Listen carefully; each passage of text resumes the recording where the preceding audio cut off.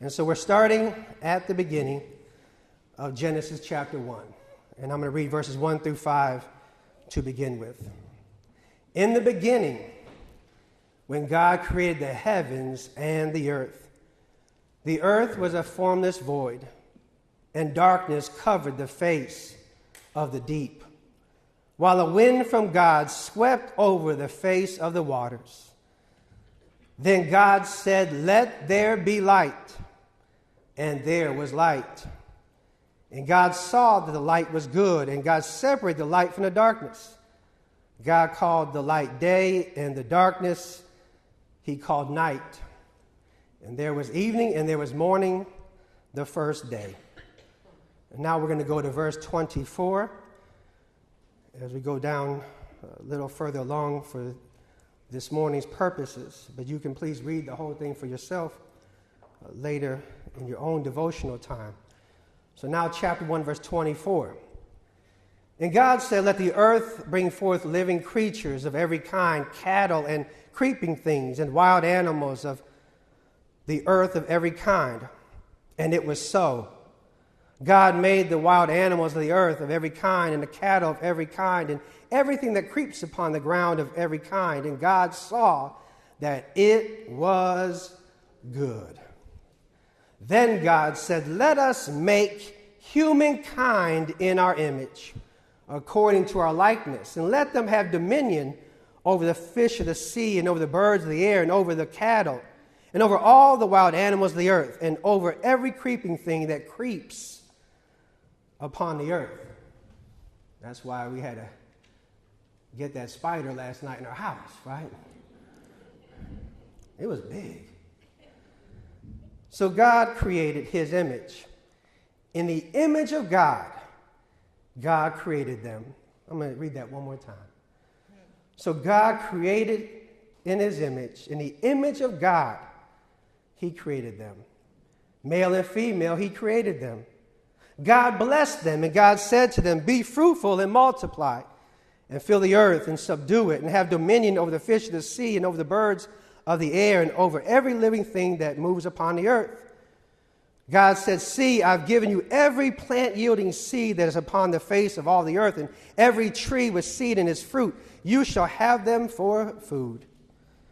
And so every beast of the earth, and to every bird of the air, and to everything that creeps on the earth, everything that has the breath of life, I've given every green plant for food." And it was so. God saw everything that he had made, and indeed it was very good. And there was evening and there was morning, the sixth day. Thus the heavens and the earth were finished, and all their multitude. And on the seventh day God finished the work that he had done, and God rested on the seventh day from all the work that he had done. So God blessed the seventh day and hallowed it, because on it God rested from all the work that he had done in creation. These are the generations of the heavens and the earth when they were created. In the beginning, when God created the heavens and the earth. Fraternity brother of mine who lives in Atlanta, Georgia, so much of our connection is dependent upon Facebook posts. Every now and again, posts these different views of the cosmos. And Scott, my friend, will take time to show how awesome and simply astronomical the views of the heavens can be. In some ways, what he shares pushes me beyond the bound of human comprehension. In fact, if you go down the slide for me, please, this he posted the other day. I don't know how well you can see that, but what is before you there is an extravagant view from the Hubble Space Telescope. And the blue galaxy, if you can see the galaxy down towards the bottom that has that blue tint to it, is actually galaxy NGC 5765b. There's going to be a test later, so make sure you get that. But that galaxy is 100 million times greater than the Milky Way. These galaxies are 400 million light years away. Or this picture, the second one he showed, which I really enjoyed. This is a picture from the space probe Cassini. And Cassini was launched back in 1997. It entered into Saturn's orbit back in 2004. And since then, it's been sending back all these pictures of Saturn and her moons and everything else we can see. And I don't know if you can notice, but there's an arrow. Can you see the arrow on the screen? Right above that arrow is a tiny blue dot. Guess what that blue dot is? Earth. That's us. Can you see yourself? In fact, in 5 days, the Cassini space probe will end its mission and it will be going into Saturn's atmosphere. Or perhaps this one he posted the other day, my personal favorite. Go down the slide, please. Of course, you recognize this place, right?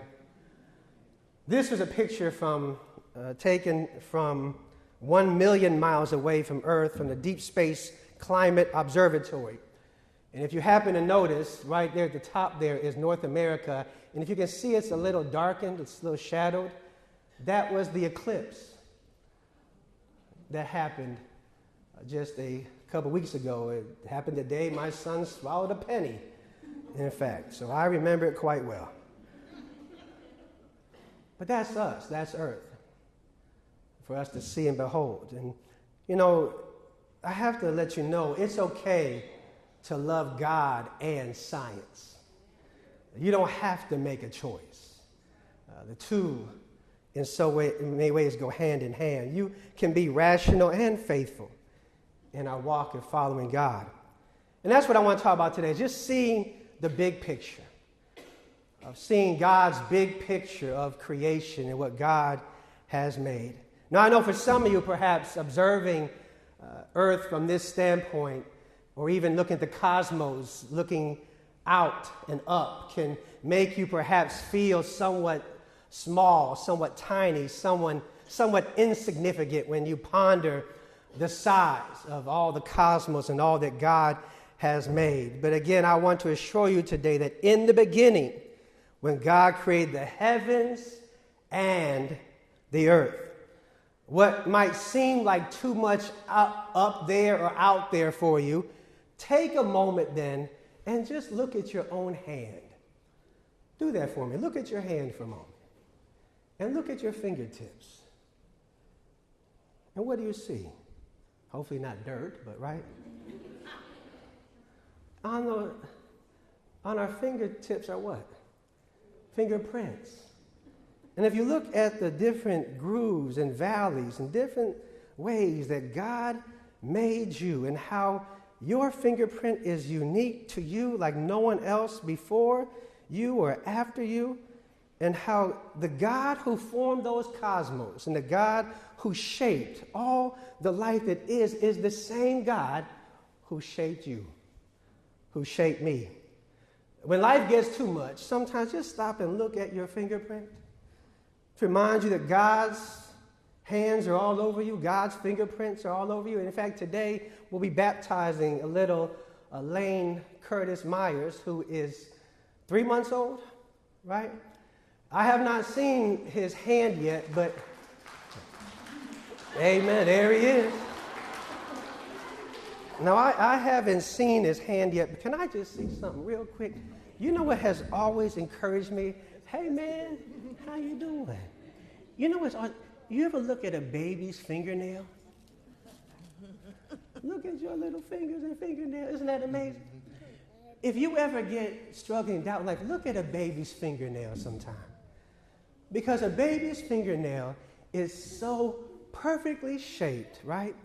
And so ready and so filled in some ways like our own, but yet it is so tiny, so microscopic in its own nature. But again, the same God who created the galaxies and formed the universe is the same God that created Lane Curtis Myers. And the little tiny fingernails he brought with him today. That's the big picture. That's seeing the big picture of God's creation in the beginning when God created the heavens and the earth. Our God created, our God is massive and magnificent, what God made and what God allowed then to take place. And I love how it says, and again, creation rolls out. It's not like everything happened in one instantaneous moment and there all of a sudden was all that is, but over time, over the days, over the moments, as things evolved and things took place, all God continued to add to God's creation. And God, when God looked at all God created, God said, that is good. God said, can I cook or can I cook? God put God's foot in the meal, right? God created. And part of what we read today was Genesis 1. And if you go on to read Genesis 2, you'll see that there's two different accounts of creation. Genesis 1, God is speaking. The spoken word brings forth. God speaks and it is. And in Genesis 2, God creates with God's hands. God is a potter that works in clay. And those two stories are not told to try to subtract one from the other. It's not told that one will contradict the other, but it's told that they both will complement. Because God is too great to just put down in a few words. And so the two work together for us to get a more complete understanding of God and what God has done. And the thing is, I want us to know today is to see the big picture of God's creation. And this is critical. I found to see the big picture of God's creation. You cannot have a small mind or narrow view. It is impossible for me to see the big picture of God's creation with a small mind and narrow view. I had an art teacher in college when I actually lived in Philadelphia for a semester and studied there. There was a gentleman who worked at the art museum in Philadelphia. You know, the one that Rocky climbed up, and in fact, there's a statue of Rocky standing at the top of the steps that my instructor hated. He's like, that's not art, you know. But anyways, the art museum in Philadelphia, he would take us to, and we learned about these different works of art. And one thing I'll never forget is he shared with us how there are some works of art you need to get very close to. And when you stand close to, you can see what the artist has done and the detail with which they have created. But there's other art that if you're standing too close, guess what? You can't see it. And he would tell us, you need to take a what? Step back. And when you take a step back, now you can see what is there before you. And that's what Genesis chapter 1, the creation story is. It's big picture stuff. That you got to take a step back or a step out or a step away to see the magnificence and marvelous way that God has created. And that's God's creation. God brings forth all things out of nothing. The earth was a formless void. And I know God's creation is misbehaving right now. There's a lot of destruction in God's creation. We prayed already. If you go down the slide, you've been probably watching this with me. The hurricanes. In fact, at one time, there were 3 hurricanes in the Atlantic region after Harvey. That's Irma in the middle, and that's Jose to the right that was coming right behind Irma there. And there is those who will look at and see what's taking place. And of course, as God made this good creation, this great creation produced out of God's love, they will see what's taking place. And they'll attribute these hurricanes to God as well. You know, I've heard it before. Whenever a natural disaster occurs, we're always looking for somebody we can what? Blame. Somebody who did something to deserve this. After the earthquake in Haiti, there were those who pontificated. Haiti was punished because of its history with voodoo. After Hurricane Katrina came through New Orleans, just because the lifestyle of the people of New Orleans was proclaimed while Hurricane Katrina hit right there. Recently, after the flooding and hurricane in Houston, I heard some say on one side is because the former mayor of Houston had some questionable sexuality. And I heard some say, you know what? God sent the hurricane to Texas because of who they voted for president. Everybody's looking for somebody to blame. But you know what's amazing is whoever's deciding who's to blame, they never say, blame me. It's always what? Somebody else. Somebody else has done something. But the reality is that we have to understand that hurricanes happen in the hurricane region because of the winds that come off the coast of Africa, hit the warm waters around the equator, and the two make a bad combination. And over time, guess what they form into? Hurricanes. And guess what hurricanes do when they hit land? They mess you up. They'll cause destruction. Now, if a hurricane suddenly formed over the state of Idaho, or Arkansas, or Michigan, if a hurricane all of a sudden formed there and started to wreak havoc through, now we might be onto something. Or if a hurricane came up the Potomac River and sucked up the entire Congress, then maybe, maybe God is saying something, right? But let's not blame God for what happens in the world that has already gone astray from God, and realizing that God, and I'm just going to say it this way, Geico will call it an act of God. Jesus didn't.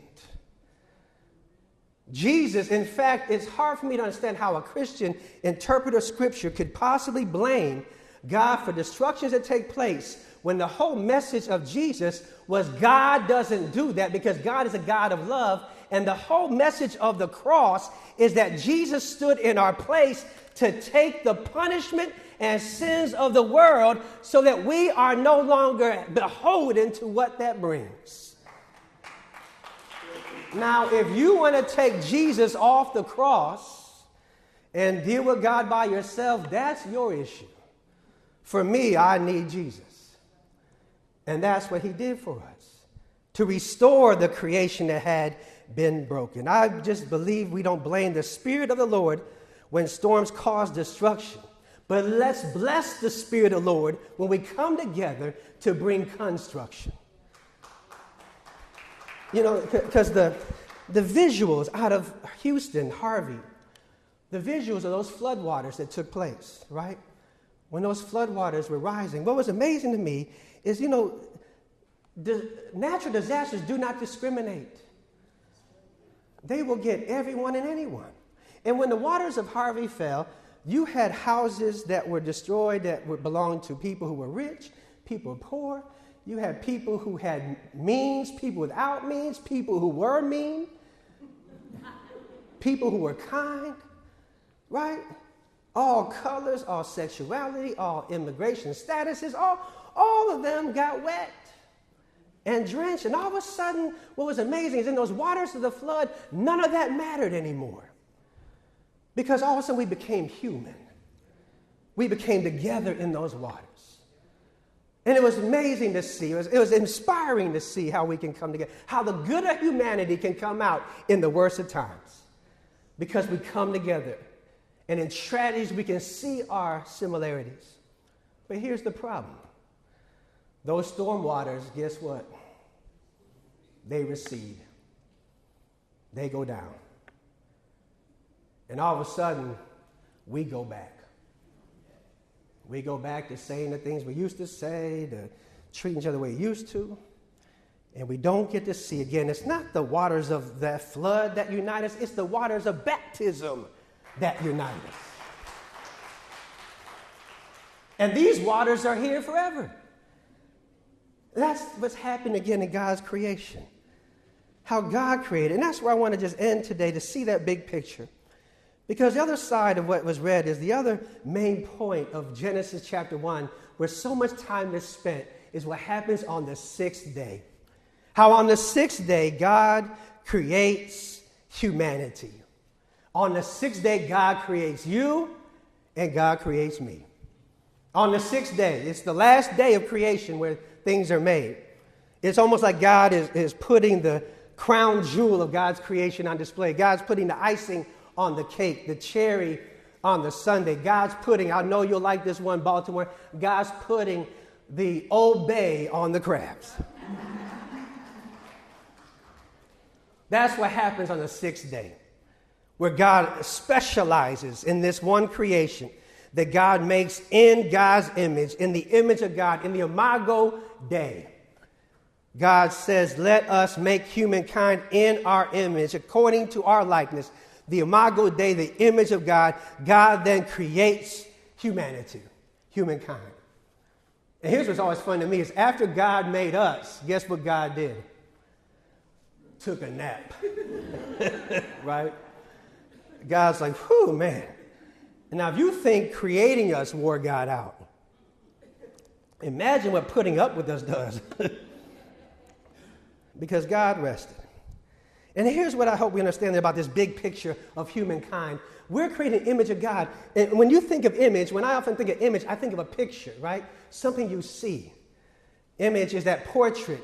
Here's the image that you want to portray. But that's not what image of God is. Imago Dei, image of God, isn't so much in how we look, but who we are or how we are. You know, a child's born, someone will look and go, oh my gosh, you look just like Cousin Phil. Or you look just like Aunt Esther, right? Or you look just like your daddy, right? But what even gets more is when that child acts like somebody. Oh, you act just like your father, right? Because what they got was that DNA, that genetic mapping of the person who they were and it lived. And isn't it amazing to watch and see? And that's what we have. God has put that DNA in us like nothing else. It isn't, again, that how we look, but who we are. And what God gave to humankind, then, with the image of God, is to understand that God has given to humanity a sense of self-consciousness, self-actualization, self-awareness that God gave to nothing else that God made. God gave to us this ability, if you would, to choose, to have choice, to have logic, and have the freedom to choose. And God hoped that with our freedom, we would choose to follow God. But the downturn of giving us freedom to choose is we also could choose what? To not. That's the image. To choose to be with God or choose to walk from God. God created us, humanity, that big picture. God's love created humanity. And it's important to understand what's being said by this story. The big picture is God made one humanity. Say that with me. One humanity. God made one humanity. God made one humankind. God made one human race. And then people, man, made different races. God makes one, and then we make so many more. All based on a lie. The image of God, twisted by evil small-mindedness to categorize God's people into racialized categories. So that somehow you won't see in me, you, and I won't see me in you. We don't see our own shared humanity. We get away from that big picture. And part of what's happening, just stay with me for a moment, it won't be as long this Sunday, I promise. What happens then is creation is holistic, okay? Everybody say that to me, holistic. God created, and all God created was good. God created light and darkness, and it was good. God creates. God then goes on to create sky and sea. And it was good. It wasn't like the sky was good and the sea was bad. It was all good. God creates then sea and land, and it was good. God creates flowers and trees, and it was good. God creates the fish and the birds, and it was good. God creates animals and people, and what was it? Good. But somehow what's happened is we've been influenced not by holistic understanding of God and people. We've gotten into what's called a binary view. Y'all with me? Instead of holistic, we become dualistic, extremes. It's from Greek thinking, not from Hebraic understanding of ourselves and the holistic nature of God. God created all. It wasn't like God created the sun and evil made the moon. God made light and the devil made darkness. No, God makes it all, but we've taken it and put it into binaries. Absolutes, one or the other. And so what happened with that thinking then is instead of the big picture of God's creation as taught through God's word, we taught something different. And it happened around 1492 when Columbus sailed the ocean blue. Or 1517 when Martin Luther nailed the 95 Theses on the door to start the Reformation. It was about that time, 500, 600 years ago, when this idea of race theory was introduced into human thinking. And again, it's based on the premise that we are not one race, but we're different races. And unfortunately, whenever you're going to make up some rules, if you're making up the rules, you're going to put yourself up here and everybody else somewhere else. And this thought came out of Europe as European explorers were encountering the global world around them in different lands and continents. And then what happened there was this teaching, and here's what started to happen over time is we began to again see ourselves not as one humanity, but separate, dualistic, binary. And this is how it played out, was that what was ascribed is you had these two extremes of white and black, and there are different people in between in that continuum. But if you were white, you were good. Well, if it's binary, if it's dualistic, if this one's good, then someone else has to be what? Bad. And so white was given good, black bad. White was seen as pure, black was seen as corrupt. White, hardworking, black lazy. White, smart, black dumb. White, mental superior. Black, physically superior. White, spiritually superior. Black, sexually superior. That's a whole different sermon for another day. White, clean. Black, dirty. White, peaceful. Black, violent.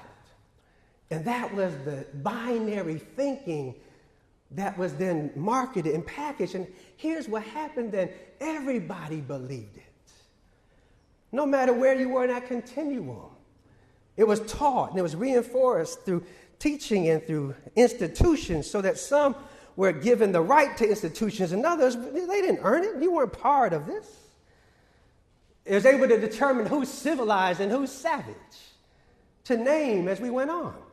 And that thinking became so ingrained, entrenched, and institutionalized in our own ways that it played out in some of the most destructive, as we saw yesterday, the African American History Museum, in some of the most inhumane and horrific ways of how people treat each other. And that's where, again, the understanding of superiority comes from. And I know we can have the word white supremacy, but that's where it is. This is superior, that's inferior.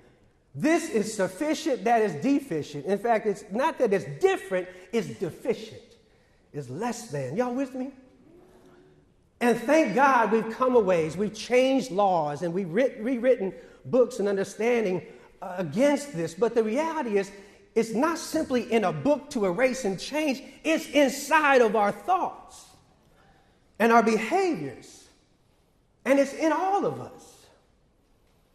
Now, I'll share with you a quick thing. I'll be done. You're not going to die today from sitting too long to get polio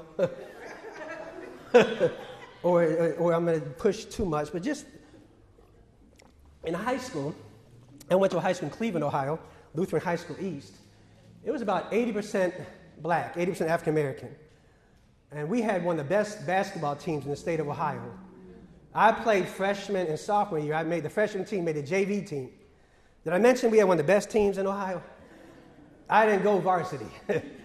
So I became equipment manager. These are my friends. I like being with them, so I wanted to still stay. So I helped to manage the equipment.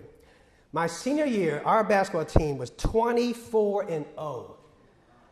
We had two guys that would go on to play D1 college basketball. 24-0. We were in the state tournament. We were 2 games away from state championship. And we were playing a team called Gahagen Indian Valley South. All right? Lutheran High School East Cleveland, Ohio was playing Gahagen Indian Valley South. They were from Gahagen, Ohio. You might be sitting there going, where is Gahagen? You might be thinking, where's Cleveland at? I can tell you where Cleveland is, but we were playing this team from Gahagen Indian Valley South. They were a small farming town outside of Columbus, okay? Our team was comprised, out of 12 players, 10 were black, 10 were African American. And I can tell you that our guys were convinced there's no way those guys from Gahagen, Indian Valley South, could beat us. There's no way they can beat us. You know why? No one said it, but we all thought it. Because we're black. We have black players who athletically are superior. Sure enough, the game happened. And let me just tell you, these farm boys could play basketball. I'll never forget the tip-off. And they grow them down big on the farm. At tip-off, like the first play, the guy dunked. And everybody's like, uh-oh. It was a close game.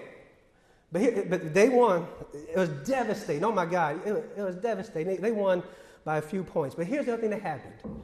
So we're in the locker room, and everybody's devastated. You know, we're just heartbroken. People, kids, young, they're crying, and they can't believe, how did these guys beat us?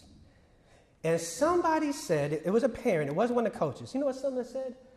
They beat you because they're smarter than you. And we bought it.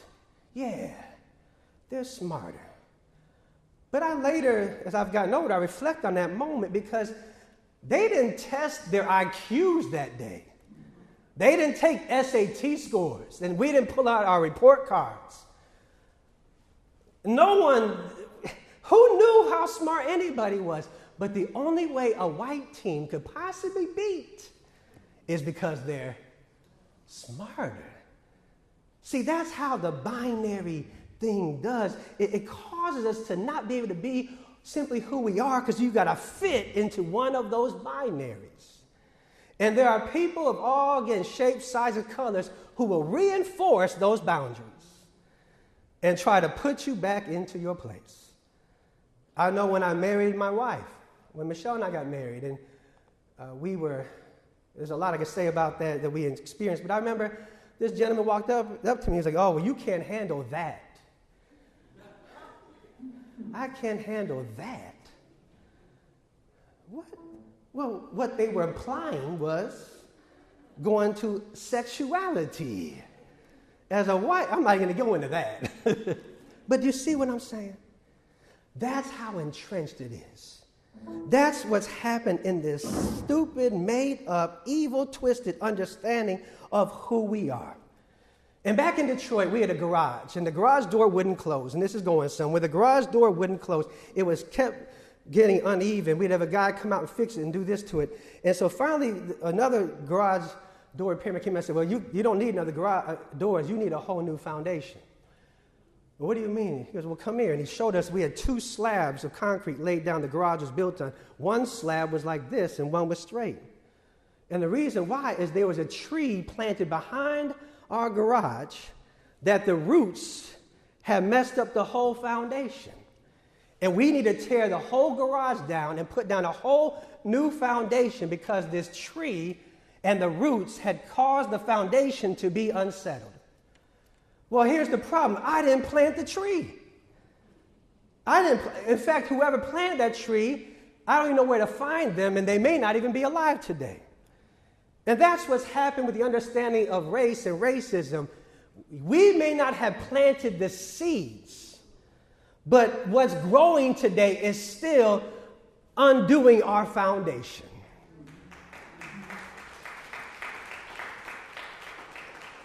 And while we've got to get to the root of the matter, we've got to get to an understanding again of what happened to God's big picture. What happened to this creation that God has made?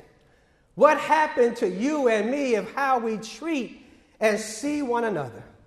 How we've got to rise above and call upon the big picture. Reclaim the story of creation. Let us see what God has done. And let us never forget how marvelous this moment was. Never forget God's ingenuity and God's pageantry that went into creating the heavens and the earth. For in the beginning, God created the heavens and the earth. And never forget what it took for God to make you and me. And so the hope we don't forget how marvelous this is, I want to close with this video today. And God stepped out on space. And he looked around and said, I'm lonely. I'll make me a world. And as far as the eye of God could see, darkness covered everything. Blacker than 100 midnights down in a cypress swamp. Then God smiled and the light broke and the darkness rolled up on one side and the light stood shining on the other, and God said, that's good. Then God reached out and took the light in his hands, and God rolled the light around in his hands until he made the sun. And he set that sun ablazing in the heavens. And the light that was left from making the sun, God gathered it up in a shining ball and flung it against the darkness, spangling the night with the moon and stars. Then down between the darkness and the light, he hurled the world, and God said, that's good. And God himself stepped down, and the sun was on his right hand and the moon was on his left. The stars were clustered about his head, and the earth was under his feet, and God walked, and where he trod, his footsteps hollowed the valleys out and bulged the mountains up. And then he stopped and looked and saw that the earth was hot and barren. So God stepped over to the edge of the world and he spat out the 7 seas. He batted his eyes and the lightnings flashed. He clapped his hands and the thunders rolled. And the waters above the earth came down. The cooling waters came down. Then the green grass sprouted and the little red flowers blossomed. The pine tree pointed his finger to the sky and the oak spread out his arms. The lakes cuddled down in the hollows of the ground and the rivers ran down to the sea, and God smiled again. And the rainbow appeared and curled itself around his shoulder. Then God raised his arm and he waved his hand over the sea and over the land. And he said, bring forth, bring forth. And quicker than God could drop his hand, fishes and fowls and beasts and birds swam. The rivers and the seas roamed the forest and the woods and split the air with their wings. And God said, that's good. Then God walked around and God looked around on all that he had made. He looked at his sun. He looked at his moon. And he looked at his little stars. He looked on his world with all its living things, and God said, I'm lonely still.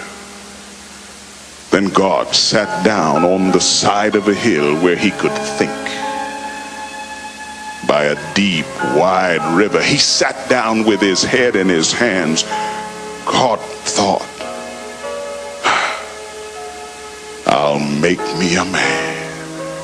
Up from the bed of the river, God scooped the clay, and by the bank of the river he kneeled him down. And there the great God Almighty, who lit the sun and fixed it in the sky, who flung the stars to the most far corner of the night, who rounded the earth in the middle of his hand, this great God God like a mammy bending over her baby, kneeled down in the dust, toiling over a lump of clay till he shaped it in his own image. Then into it he blew the breath of life,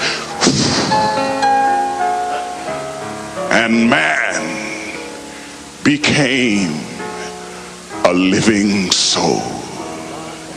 Amen. Amen.